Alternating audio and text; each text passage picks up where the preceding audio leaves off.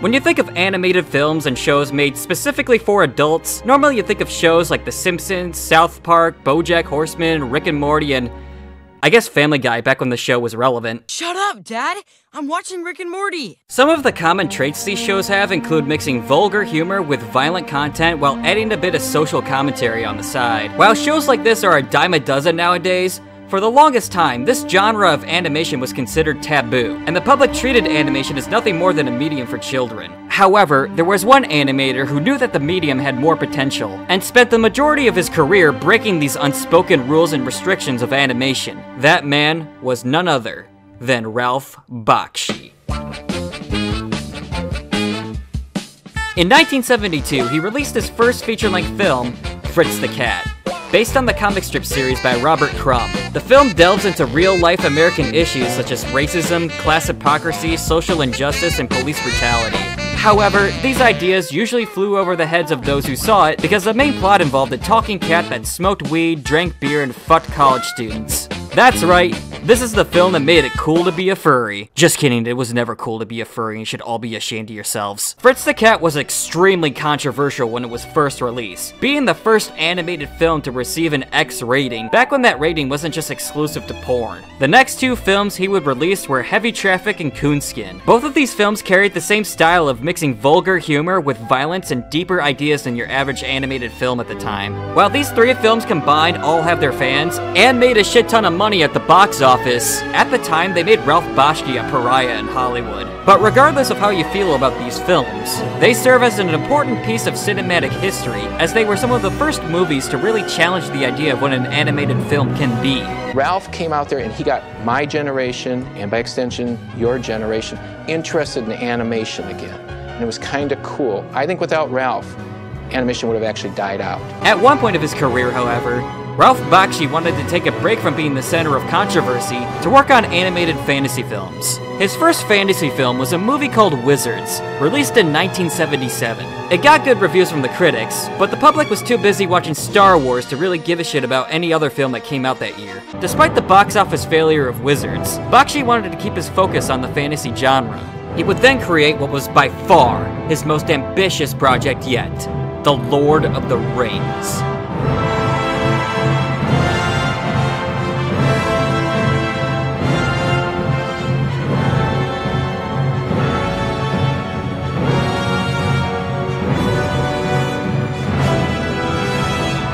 That's right, not only was this guy a pioneer in creating animated films with an adult edge, he beat Peter Jackson by almost 3 decades by creating the first ever film adaptation of J.R.R. Tolkien's The Lord of the Rings. And this wasn't just some made-for-TV musical about the adventures of Bilbo Baggins, or some goofy music video with Leonard Nimoy. The purpose of this film was to take itself just as seriously as the books they were based on, and his vision of J.R.R. Tolkien's Middle-earth is bad.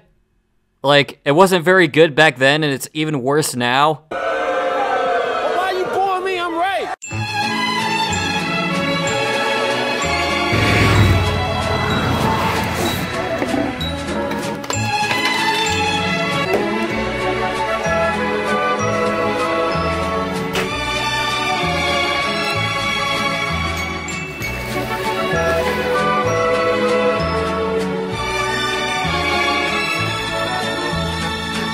Dildo Baggins. Ralph Bakshi's version of The Lord of the Rings is an epic, sprawling pile of mediocrity, and for the longest time, this was the only film exposure that J.R.R. Tolkien's universe really had. Well, that and 2 other films made by completely different animators, but I don't want to talk about those right now. It's funny to think that nowadays, we live in an age where we have Peter Jackson's Lord of the Rings trilogy, Hobbit trilogy, video games, merchandise, an upcoming series on Amazon Prime, and a tourist attraction in New Zealand. Because before Peter Jackson came into the picture, The Lord of the Rings was nothing more than a cult following, with 3 books that were deemed unfilmable by the people who knew the material.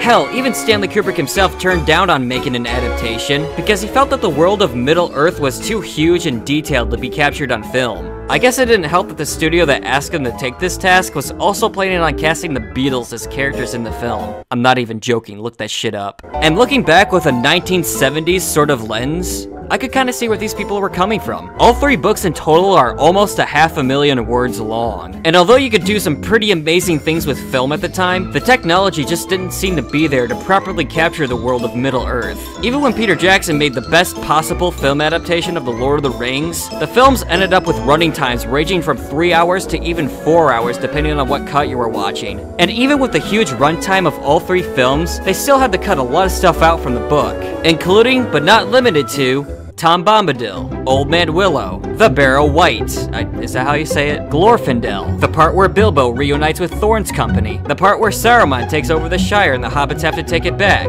But with all that being said, a lot of the stuff that were cut from the books were scenes that just wouldn't work on film. I mean, let's face it, the Scorching of the Shire would have dragged out the ending way more than it already was, and well, Tom Bombadil is overrated. Don't at me. I think Peter Jackson and everyone else who worked on this trilogy did an excellent job translating this story and the world of Middle-earth onto film. I mean, there's a reason why these films are still watched and beloved to this day. Now, I know what you're thinking. Ryan, why are you spending so much time talking about the version we all know about, when this is supposed to be a video on the animated version from the 70s? Are you stalling from talking about a version of the story that you don't like? Well, I mean, that's half true, but I also wanted to give you some perspective on how poorly thought out the production of the animated version is by briefly talking about what the Jackson version got right. So, that brings me back to 1978. Now, it should be noted that Peter Jackson's original plan was to make only 2 Lord of the Rings films. However, when pitching this idea to New Line Cinema, they pretty much said he was crazy for thinking that this would work with just 2 films and insisted that they would make 3. So with that being said, how many Lord of the Rings films did United Artists plan on making? 1 movie. 1 movie. Yup, this entire trilogy of books was going to be covered in 1 film. If that sounds like a total clusterfuck to you, then congratulations, me and you are on the same level. Well, when Ralph came into the picture, they eventually agreed that it would be a better idea to split it into 2 films, and for whatever reason, they just never made a part 2. So, all we have now is this 1 animated film that only covers the Fellowship of the Ring and parts of the 2 Towers. And on top of that, it's only 2 hours and 13 minutes. That's right, 2 massive books with God knows how many pages and words and details, reduced to not even 3 hours. So, let's see how badly scrunching down the runtime affected the film by actually talking about it, shall we? Now, before I continue, I just want to make one thing clear. Yes, the Lord of the Rings trilogy happens to be my favorite film of all time, but I'll try to remain unbiased and judge this version on its own merits and how well it adapts the book onto film. I'll even give credit where credit is due if I see any positives. But at the end of the day, a lot of you will probably pass me off as a Peter Jackson fanboy who thinks he's an untouchable god that can do no wrong. Now that's just ridiculous. We all know that gods can bleed.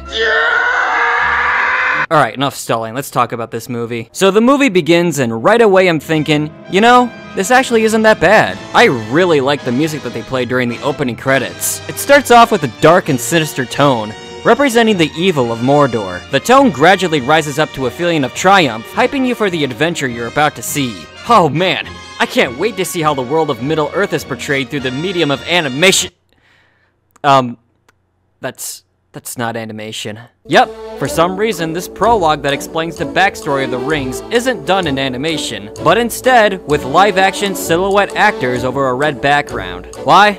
I don't know. It was either a stylistic choice, or they ran out of budget and just said, screw it, this doesn't need to be animated. Either way, it just looks cheap and out of place with the rest of the film. I mean, those silhouettes can only cover so much. I can still tell that the costumes and props look really cheap and the acting is really hokey. Hell, the way this whole sequence is presented reminds me of a Mighty Python skit rather than something that's supposed to be taken seriously. Isildur, King of the Gondor. That ring you hold in your hand is no ordinary ring, but an evil ring. It is your duty to cast that ring into the fires of Mount Doom.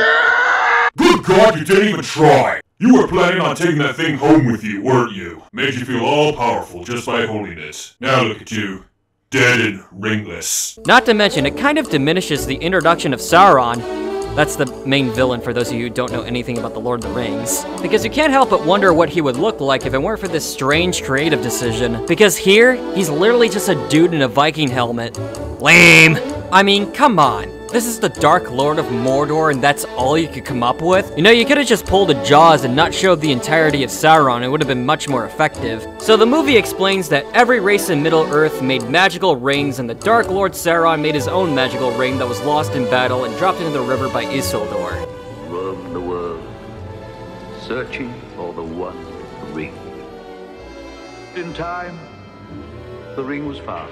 Okay, now I'm just confused. Why is this fish the first thing we see in the movie that's animated and not silhouetted over a red background? You know, we're not even 3 minutes into this movie, and instead of being invested into one of the greatest stories ever told, I'm just confused by all of these bizarre creative decisions. That's not a good sign. Oh, and this guy who found the ring in the river, he's animated while underwater and a live actor when he's on the surface. Because that's not disorienting at all. I found this, and I'm going to keep it. Oh, are you indeed, my love?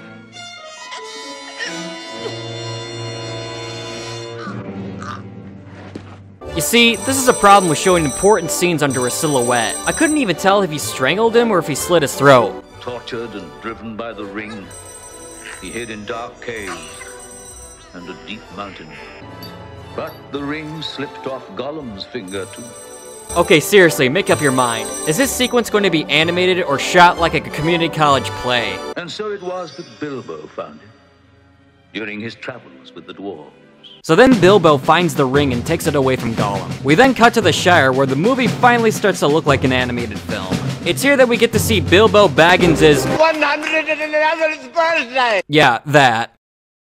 And it's here that he uses the ring to vanish in front of the people of the Shire. Now right now you might be thinking, Ryan, aren't you skipping a few details? Shouldn't there be a proper introduction to characters such as Frodo, Gandalf, Sam, Merry, Pippin, and a few scenes where we get to know our main characters as people before they embark on their journey? And maybe if the movie is super generous with the world building, an explanation as to what a hobbit even is or what their culture is like? Nope.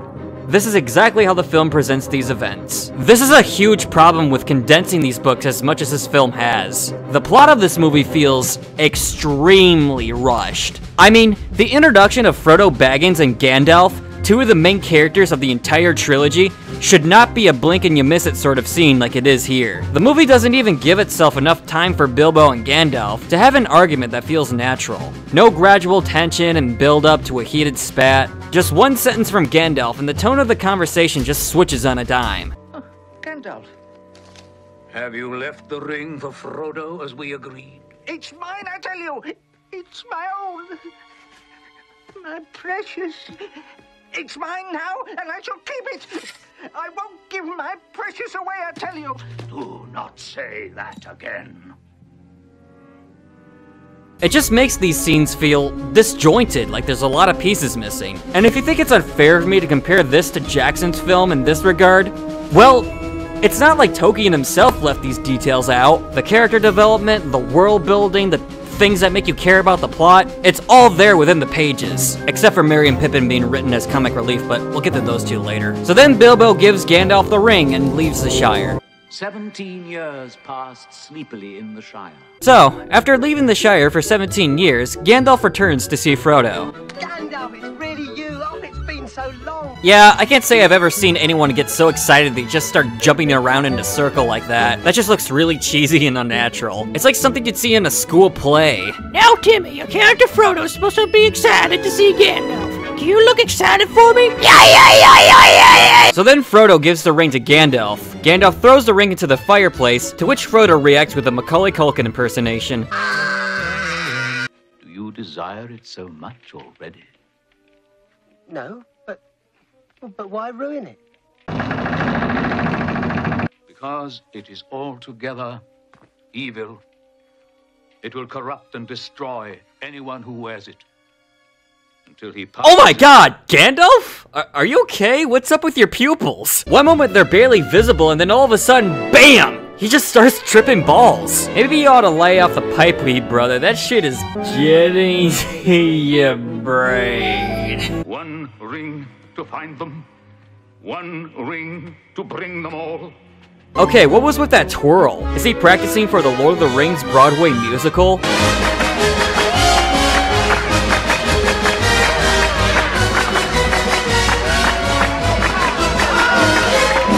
So then it immediately cuts to them walking outside of the Shire without them explaining why they're leaving, and then this happens. What will you do with the One Ring? I'll give it to you, Gandalf. You're wise and powerful. What will you not? No! I would wish to turn it to good, and it cannot be used so. Meaning to be kind, I would become as terrible as the Dark Lord himself. Do not tempt me. I shall have such need of strength. Wow, way to just suck all of the drama out of that scene. The wise old wizard is trying to explain to Frodo how the entire world could be destroyed in his own hands, and his response is just to give him this look like, crazy old fuck, why do I hang out with your schizophrenic ass? Okay, I think now's a good time to talk about the animation of this film, particularly the bizarre character animation. Now, normally when you watch a Ralph Bakshi film, you'll notice that the animation on his characters are often exaggerated, with movements that are wacky and over the top, you know, like your average cartoon. But for The Lord of the Rings, Bakshi knew that the characters needed a more sophisticated and realistic look. After all, this is a fantasy epic that's meant to be taken seriously. So what was Ralph's answer to this? Rotoscoped animation on every character. Now, for those of you that don't know what rotoscoping is, it's a technique used in animation where you transfer footage from live-action film onto paper. Ralph basically hired a bunch of actors and shot a bunch of live-action scenes that would be animated later. I've seen this technique work seamlessly on inanimate objects, and it can add a layer of depth to an animated film. But when it comes to rotoscoping people, well, to put it simply, there's a right way to do it and there's a wrong way to do it. This shit looks fucking awful! I mean, it doesn't help that some of the stand-in actors either got poor direction or just suck at acting. But as for the animation itself, the movement is choppy at times. How am I supposed to identify with these characters and think of them as people when it looks like they're glitching at times? Plus, I don't know who to blame for this, the stand-in actors or the animators, but Frodo and some of the other hobbits have really strange head movements when they talk. Then I suppose I must keep the ring and guard it. Because it's totally natural to bob your head down like this when you're talking, right? Also, some of the characters, particularly Gandalf, have faces that are barely expressive at times. I mean, yeah, you can tell when he's angry or shocked, but when it comes to more complex emotions, it can be a whole different story altogether. They won't bother the Shire if the ring isn't here. My dear Frodo. Going by the dialogue and voice acting, I could assume that he's maybe excited, but going by his facial expressions, I don't know what the hell is going through his head because all we're getting is this blank, vacant, deer in the headlights look. I mean, what was that even? But the worst part of the animation is that it's just creepy. The realistic look in combination with the choppy movement often cross into the uncanny valley. It reminds me of those digitally animated films like The Polar Express and Mars Needs Moms. You know, the ones that everyone rightfully complained about looking too real and looking more creepy than impressive. It doesn't help when the characters just casually make the dumbest faces.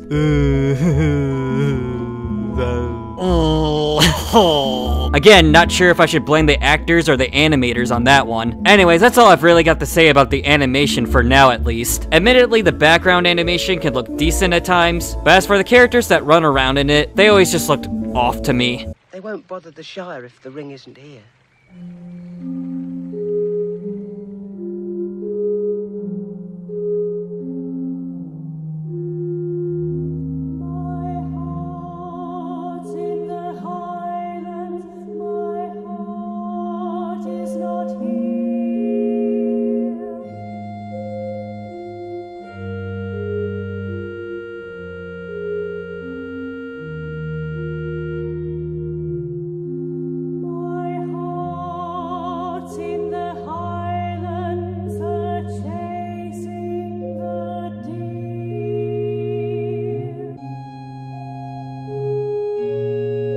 Anyways, after Frodo and Gandalf have their little conversation about what to do with the ring, Gandalf just spontaneously pulls the spawn of Satan himself out of the bushes. Don't let him turn me into anything unnatural.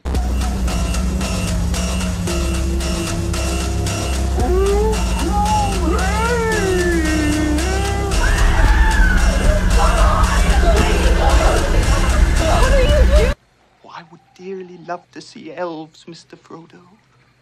And so you shall, Sam. Yes, you heard that correctly. This inbred-looking abomination is supposed to be Samwise Gamgee. The loyal, brave, right-hand man to Frodo has been reduced to this. Where the fuck do I begin? Now, as we go along with this movie, you might notice something a bit off about Sam. Actually, a lot of things are off about him. For one thing, his character design is a bit screwed up. I mean, I don't remember the book mentioning him having the mumps. Not to mention his voice is a bit grating, and most of his dialogue is just him complaining about shit. Oh, Mr. Frodo, he's gone. I've got to go home. They've dug up that chop row and thrown my poor old gaffer out in the street. But the most uncomfortable thing about this guy is his personality and mannerisms. Alright, now how do I say this without coming off as a complete asshole? They made Sam retarded. I'm so sorry. But yeah, Sam in this version of the film is bumbling, slow, and carries some of the stereotypes of the mentally handicapped that you would see in film before Hollywood decided to portray them in a way that's more dignified. I'm not entirely sure that was the film's intention, but it definitely comes across that way. So why do this with Sam in particular? I have no fucking idea! This is one aspect of the film that has confused me the most ever since I first found out about it. I'm not even sure if this is Tolkien's intention for the character. Now, this might seem like a huge stretch, but hear me out on this. After reading the books and analyzing a few minor scenes in the Jackson version, there's maybe a few signs that he has mild autism. I'm able to recognize that Sam is reclusive, shy, and at times a little more emotional than the other hobbits. A lot of these character traits are often found on those who are on the spectrum. So just by going by these character traits, I could maybe see how someone could interpret Sam as an atypical individual. But why go this far? Why turn Sam into a stereotype? At least in Fritz the Cat and Coonskin, it was obvious that the use of blackface was used as a statement against stereotypes. But this? This is just pushing it. Everybody knows you never go full retard. Check it out. Dustin Hoffman, Rain Man, look retarded, act retarded. Not retarded. Count two picks, cheated cards. Autistic. Show. Not retarded. You got Tom Hanks, Forrest Gump. Slow, yes, retarded maybe, braces on his legs, but he charmed the pants off next to him and won a ping pong competition. That ain't retarded. He was a goddamn war hero. Right. You know any retarded war heroes? You went full retard, man. I'm sorry. Now, I should probably state again, for the record, that there's a good chance that I'm misinterpreting Bashki's intentions with this character. I couldn't really find any confirmation online. Maybe I'm overthinking this and Ralph didn't think about disabilities when making this. Maybe he just wanted to turn Sam into a dim-witted, bumbling sidekick, but frankly, that's a bad idea too. And there are points in the film where Sam contradicts his role as Frodo's loyal sidekick, but we'll cross that bridge when we get there. So after Gandalf sends Frodo and Sam on their journey, Gandalf splits up from the two to see the White Wizard Saruman to warn him about the evils of Mordor. Yeah, pretty red looking for a White Wizard, don't you think? Now, if you've read the book or seen the Jackson film, you know where this is going. Saruman betrays Gandalf in favor of Sauron. When did Saruman the Wise abandon reason for madness?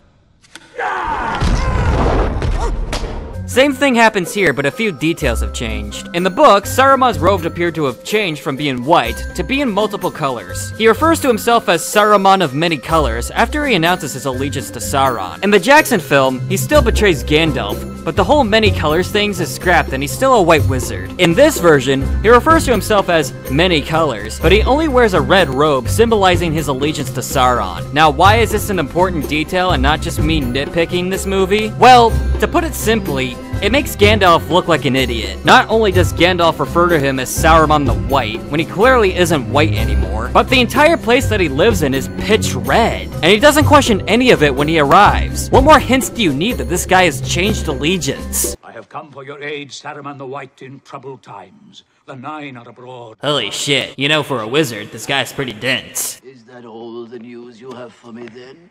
So then they argue about Sauron and the ring, and just like before, it doesn't really feel like a real argument, but more like a Cliff Notes version of this chapter of the book. And then this happens.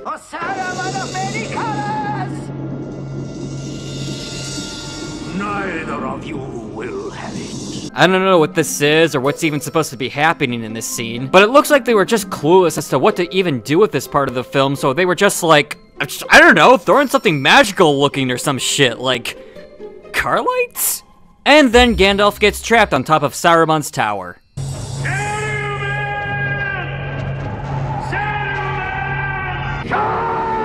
So So after that, we cut back to Frodo and Sam, and it's here where Merry and Pippin are introduced. And of course, by introduced, I mean puked onto the film without any context as to who they are as characters whatsoever. Alright, to be fair, there's some introduction to these two before this scene. Tell everyone you are moving away, perhaps to live in Battlebury with those cousins of yours, Pippin and Merry. Yup!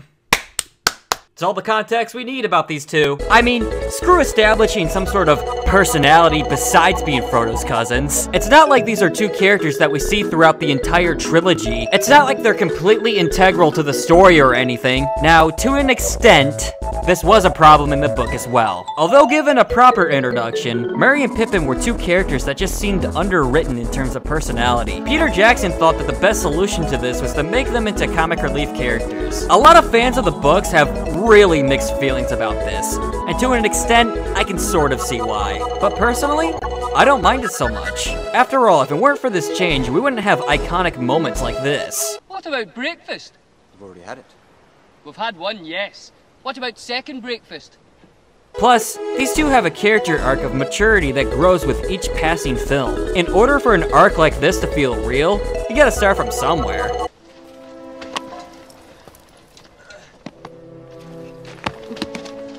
And the worst part of having these two be introduced with one single line of dialogue is that this line is very easy to miss for first-time viewers. Keep in mind, the target audience for this film is, yes, fans of the book, but also people from the 70s who have never read a Lord of the Rings book. If they miss this line and then see these two characters just pop out of nowhere, they're going to be completely lost.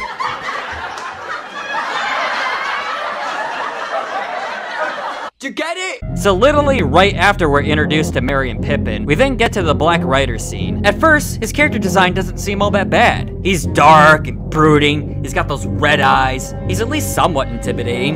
Then he gets off this horse.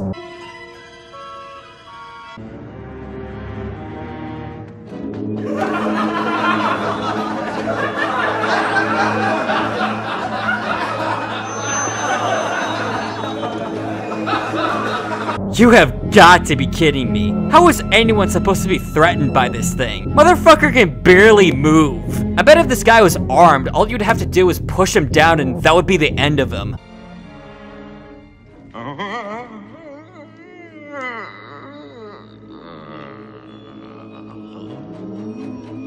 Okay, this is not a Black Rider. This is just someone's grandpa trying to scare his grandkids with a blanket. I'm going to get you, Adam. Wait a minute. That shot looks really familiar. Hi-ho, it's home from work we go. Huh. That's actually a pretty cool homage. So once the Black Rider goes away, the hobbits arrive to the Prancing Pony where they find...